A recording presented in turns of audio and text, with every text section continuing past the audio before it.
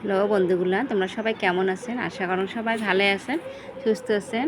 আমরাও ভালো আছি। তো আর একটা ভিডিও নিয়ে চলে আসলাম। তো এটা হচ্ছে রথ মেলার দিন।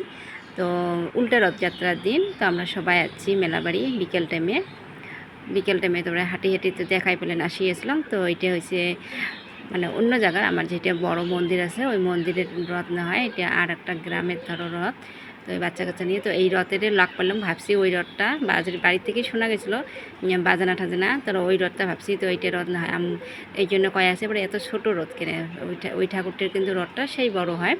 তো ওইটা দেখবেন পরবর্তী পরে যাবার লাগছে, তখন এই রথে ধরিয়ে টানিয়ে যাবার লাগছি। মা আছে, মুই আছো, তো এদিকে না আছে আরও বৌদি ঠদি আছে।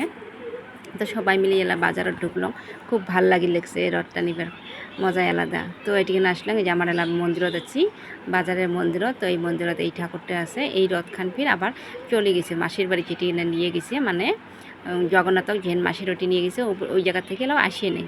তো আমরা ফির পরে দেখলাম যে নাই বুঝি আজকে রথ, ওইটা রথ বুঝি না হয়।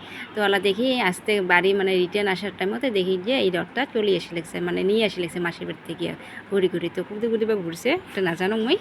তো আমরা পরে বাজার আরও উল্টে আসি লাগ পাইলাম। তো মা কলম চল আরও যাবো ওই ঠাকুরটা দেখি কেমন করে নামায় বা কী করে। তো অনেক বড় রথ, তো কোনো দিন কিন্তু আমি যাং না, যেহেতু মানে বাড়িতেই পুজো পাঠ করে সময় কী হয় আর বাবুক নিয়ে অসুবিধা লাগে। তো যাং নাই। তো আজকে কীভাবে মনে হচ্ছে না চল দেখি, মা বলা হচ্ছে ঘরত যাবে বলে, বাড়ি যাবে। তো তাও মাকে জোর জবরদস্তি চল দেখি আসি। পরে যে আসলাম এলা মন্দিরের সামনে, তো রথটা রাখিল, প্রসাদ টসাদ খাইলাম। তো অনেক মানুষ মেলা মানে ভিড় হওয়া লাগছে।